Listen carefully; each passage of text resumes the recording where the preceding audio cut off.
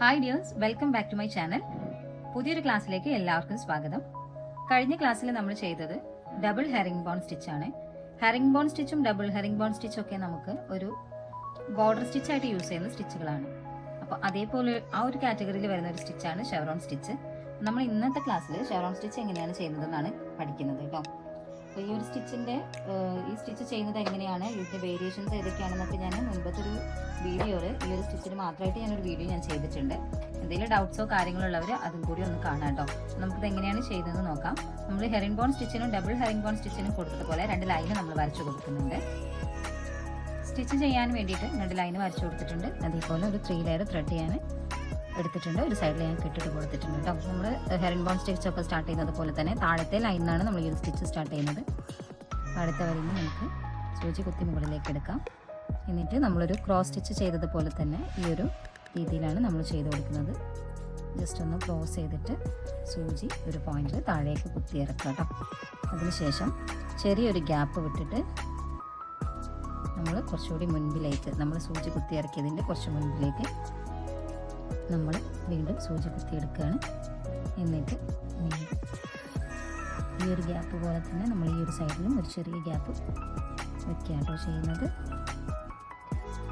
ഇങ്ങനെ കുത്തിയെടുക്കുക. അതിനുശേഷം നമ്മൾ ഈ ഒരു പോയിന്റിൽ തന്നെ വീണ്ടും നമ്മൾ സൂചി കുത്തി മുകളിലേക്ക് എടുക്കുകയാണ് ചെയ്യുന്നത്. ഈ ഒരു രീതിക്കാട്ടോ നമ്മൾ ഈ ഒരു സ്റ്റിച്ച് ചെയ്തെടുക്കുക. വീണ്ടും നമ്മൾ താഴേക്ക് കുത്തിയെടുക്കുക. താഴത്തെ വരിയിലേക്ക് നമ്മൾ സൂചി കുത്തി കൊടുത്തിട്ടുണ്ട്. അതിനുശേഷം നമ്മൾ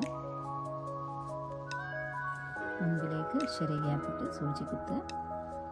അതേപോലെ ബാക്ക് സൈഡിലേക്കും ഒരു ഗ്യാപ്പ് ഇട്ടിട്ട് സൂചി കുത്തി എടുക്കുക. എന്നിട്ട് വീണ്ടും നമുക്ക് ഈ ഒരു പോയിന്റിൽ തന്നെ സൂചി കുത്തി മുകളിലേക്ക് എടുക്കാം.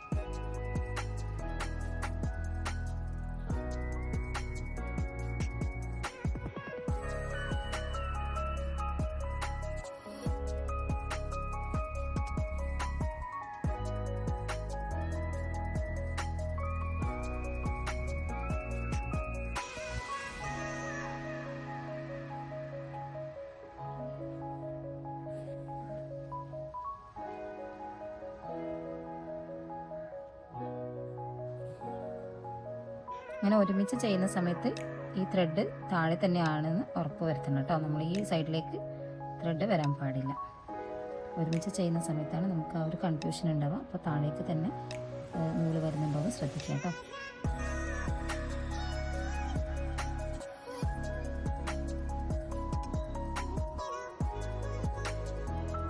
നമ്മളിങ്ങനെ ചെയ്യുന്ന സമയത്ത് ഈ സൂചി ഇങ്ങനെ കുത്തിയെടുത്തതിന് ചെയ്യുന്ന സമയത്ത് ഈ നൂല് ഇങ്ങനെ ആവാൻ പാടില്ല. ഓക്കെ, ഈ ഒരു സൈഡിലേക്ക് നൂല് വരാൻ പാടില്ല.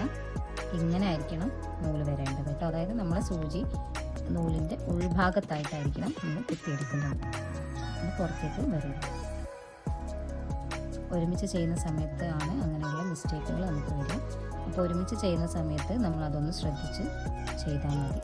അതായത് ഇങ്ങനെ കുത്തിയെടുക്കുന്ന സമയത്ത് ഇത് പുറത്തേക്ക് വരരുത്, സൂചി പുറത്തേക്ക് വരരുത്. നൂലിൻ്റെ ഉൾഭാഗത്തായിട്ടായിരിക്കണം സൂചി വരേണ്ടത് കേട്ടോ.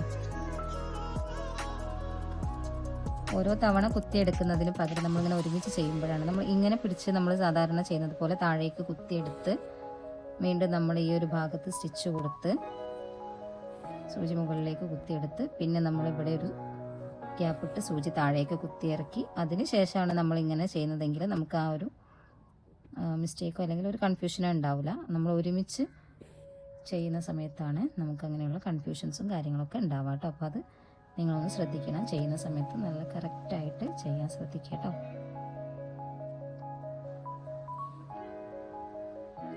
ഈ ഒരു രീതിയിലാണ് നമ്മുടെ ഷെവറോൺ സ്റ്റിച്ച് വരുന്നത്. അപ്പോൾ നമുക്കത് കംപ്ലീറ്റ് ചെയ്തെടുക്കാം.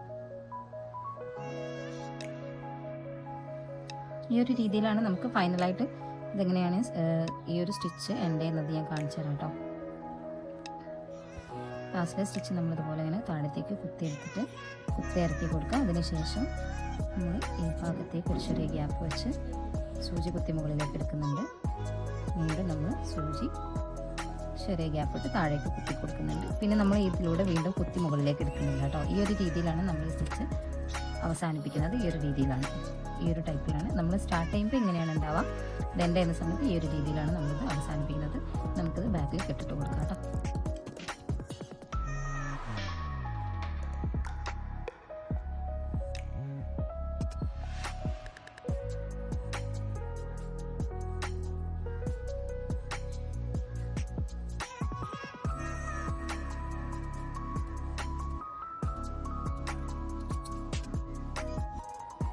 ഇങ്ങനെയാണ് നമ്മുടെ സ്റ്റിച്ച് വരുന്നത്. കംപ്ലീറ്റ് ആക്കി എടുത്തിട്ടുണ്ട് സ്റ്റിച്ച് ബോർഡിൽ. നമുക്കിനി സെയിം സ്റ്റിച്ച് യൂസ് ചെയ്തിട്ട് നമ്മുടെ മോട്ടീഫ് ഒന്ന് ചെയ്ത് കംപ്ലീറ്റ് ആക്കാം.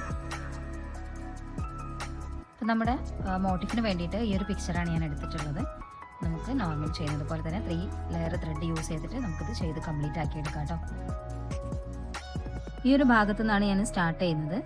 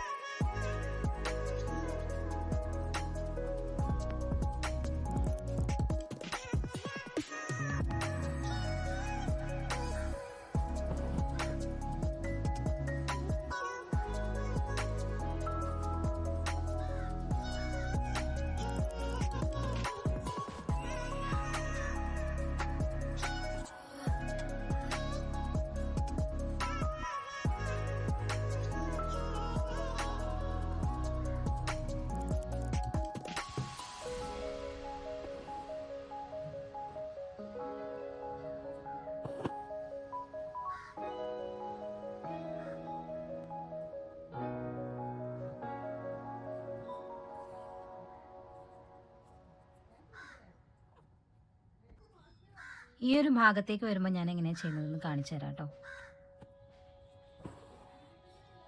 ഈ ഒരു രീതിക്കാണ് ഞാൻ ഈ ഒരു ഭാഗങ്ങൾ ഫിനിഷ് ചെയ്ത് ഈ എഡ്ജ് ഭാഗങ്ങളൊക്കെ ഉണ്ടല്ലോ അതൊക്കെ ഞാൻ ഫിനിഷ് ചെയ്യുന്നത് ഈ ഒരു രീതിയിലാണ്. അതായത് നമ്മൾ കംപ്ലീറ്റ് ഇങ്ങോട്ടേക്ക് ഇവിടെ ഈ ഭാഗത്തേക്ക് സ്റ്റിച്ച് ചെയ്യാതെ നമ്മൾ ഈ ഭാഗത്ത് തന്നെ ഈ ഒരു രീതിയിലാണ് സ്റ്റിച്ച് ചെയ്ത് കൊടുക്കുന്നത് കേട്ടോ.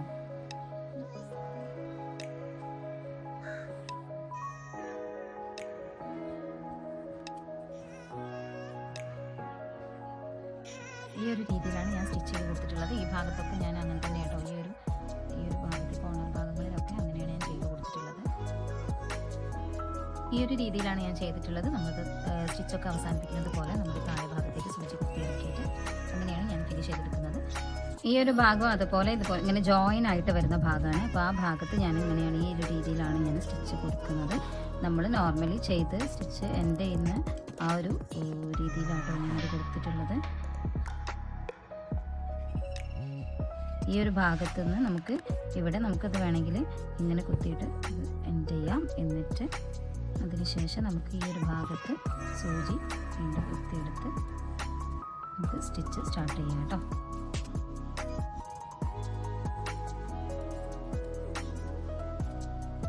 അപ്പോൾ നമ്മൾ ചെയ്യുന്ന ചിത്രത്തിനനുസരിച്ചിട്ട് നമുക്ക് സ്റ്റിച്ചൊക്കെ ഏത് രീതിയിലാണ് കൊടുക്കേണ്ടതെന്ന് നമുക്കിത് ചെയ്തുകൊണ്ടിരിക്കുന്ന സമയത്ത് മനസ്സിലാവും. അപ്പോൾ നമുക്ക് ആ സ്റ്റിച്ച് ഏതൊക്കെ രീതിയിൽ ചെയ്താലാണ് കുറച്ചുകൂടി ഭംഗി ഉണ്ടാവുക എന്നുള്ളത് നമുക്കൊരു ഐഡിയ ഉണ്ടാവും. അതുകൊണ്ടാണ് വലിയ വലിയ ചിത്രങ്ങൾ ചെയ്ത് പഠിക്കാൻ വേണ്ടി പറയുന്നത്. നമുക്ക് ഏതൊക്കെ സ്റ്റിച്ച് ഏതൊക്കെ രീതിയിൽ എങ്ങനെ ഉപയോഗിക്കണം എന്നുള്ളത് നമ്മൾ ചെയ്തുകൊണ്ടിരിക്കുന്ന സമയത്ത് നമുക്ക് മനസ്സിലാവുള്ളൂ. സ്റ്റിച്ച് ബോർഡിൽ നമ്മൾ സ്ട്രെയിറ്റ് ആയിട്ട് ഒരു ലൈനിൽ മാത്രമേ നമ്മൾ സ്റ്റിച്ചുകളൊക്കെ ചെയ്യുന്നുള്ളൂ. ഇതേപോലെ ഓരോ ഷേപ്പിലേക്ക് വരുമ്പം ആ സ്റ്റിച്ച് എങ്ങനെയാണ് ചെയ്ത് കൊടുക്കുക എന്നുള്ളതൊക്കെ നമുക്ക് ഇതുപോലുള്ള പിക്ചേഴ്സൊക്കെ ചെയ്യുന്ന സമയത്താണ് മനസ്സിലാവുക. അപ്പം അതിന് വേണ്ടിയിട്ടാണ് ഇങ്ങനെയുള്ള കുറച്ച് വലിയ വലിയ ചിത്രങ്ങളൊക്കെ നിങ്ങളോട് ചെയ്ത് നോക്കാൻ വേണ്ടി പറയുന്നത്. അപ്പോൾ നമുക്ക് ഒരു ഐഡിയ ഉണ്ടാവും കേട്ടോ, എങ്ങനെയാണ് ഈ ഒരു ചിത്രത്തിന് ഈ ഒരു സ്റ്റിച്ച് ഏത് രീതിയിൽ കൊടുക്കണം എന്നൊക്കെ ഉള്ളൊരു ഐഡിയ വരും. അതുകൊണ്ടാണ് അങ്ങനത്തെ രീതിയിൽ ചെയ്ത് നോക്കാൻ വേണ്ടിയിട്ട് പറയുന്നത്. അപ്പോൾ നിങ്ങൾ ചെയ്യുന്ന സമയത്ത് കഴിയുന്നതും വലിയ വലിയ പിക്ചേഴ്സൊക്കെ എടുത്തിട്ട് ചെയ്ത് നോക്കുക. അപ്പോൾ നിങ്ങൾക്കും ഇതേപോലെ നമുക്ക് ആ ഒരു ഭാഗങ്ങളിൽ ഏതെങ്കിലും ഇതേപോലെയുള്ള കോർണർ ഭാഗങ്ങളിൽ അല്ലെങ്കിൽ ഇതേപോലെ ജോയിൻ ആയിട്ട് വരുന്ന ഭാഗങ്ങളിലൊക്കെ എങ്ങനെയാണ് ഈ സ്റ്റിച്ച് കൊടുക്കേണ്ടത്, ഏത് രീതിയിൽ കൊടുത്താലാണ് ആ പിക്ചറിന് കൂടുതൽ ഭംഗി ഉണ്ടാവുക എന്നൊക്കെയുള്ളൊരു ഐഡിയ നിങ്ങൾക്ക് ഉണ്ടാവും. അപ്പോൾ ഈ ഒരു പോർഷൻ നമ്മൾ കംപ്ലീറ്റ് ആക്കി എടുത്തിട്ടുണ്ട്. നമുക്കിവിടെ ഇതൊന്ന് കെട്ടിട്ട് കൊടുക്കാം.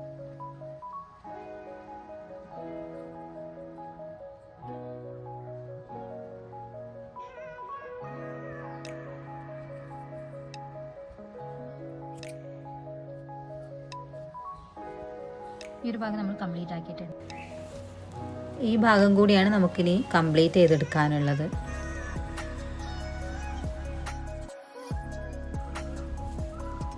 അതിന് വേണ്ടിയിട്ട് ഫ്രെയിം ഞാനൊന്ന് ക്ലോത്ത് മാറ്റിയിട്ട് കൊടുത്തിട്ടുണ്ട്. ആദ്യം ഈ 2 സൈഡ് ചെയ്തതിന് ശേഷം ഫ്രെയിം മാറ്റിയിട്ടിട്ട് ബാക്കിയും കൂടി ചെയ്ത് നമുക്കിത് കംപ്ലീറ്റ് ചെയ്തെടുക്കാം.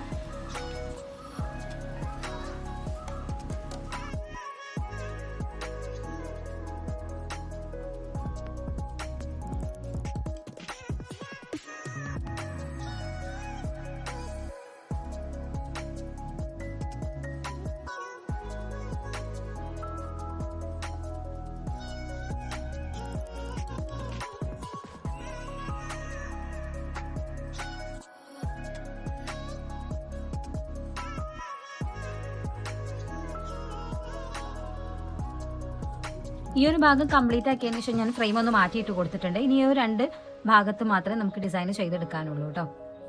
നമുക്ക് ഇവിടെ തന്നെയാണ് സ്റ്റാർട്ട് ചെയ്യുന്നത്.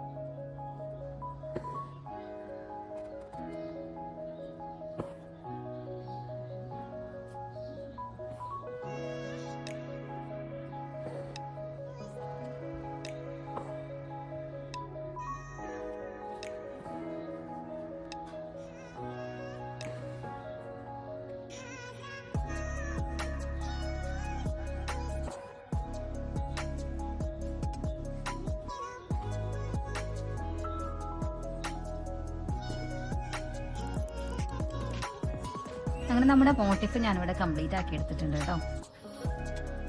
ഇതൊന്ന് ഫ്രെയിമിൽ നിന്ന് റിമൂവ് ചെയ്യാണ്.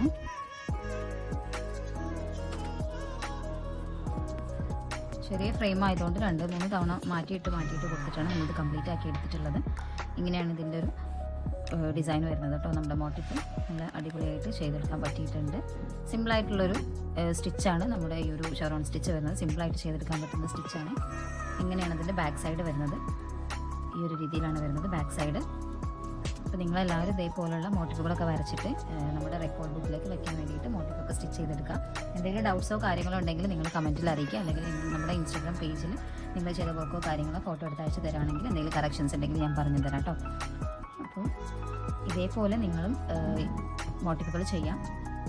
ചെയ്ത മോട്ടിഫ് നല്ല നീറ്റായിട്ട് അയൺ ചെയ്ത് 4 സൈഡിൽ സ്റ്റിച്ച് ചെയ്തതിന് ശേഷം മാത്രം നിങ്ങളുടെ റെക്കോർഡ് ബുക്കിലേക്ക് ഒട്ടിച്ചു കൊടുക്കുക കേട്ടോ. അങ്ങനെ നമ്മുടെ മോട്ടിഫ് ഇവിടെ സെറ്റായിട്ടുണ്ട്.